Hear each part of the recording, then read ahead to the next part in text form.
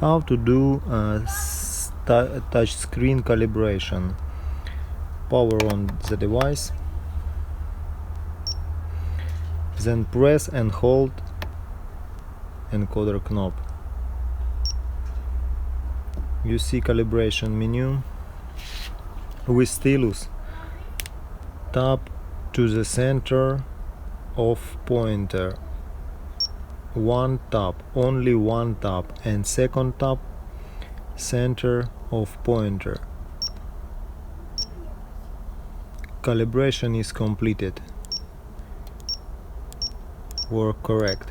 If you make calibration incorrect, I demonstrate how to do incorrect calibration. You like this,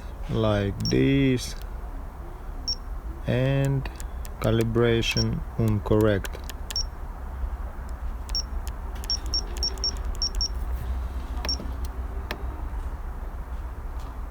And again, only one tap to the center of pointer, second tap. You see,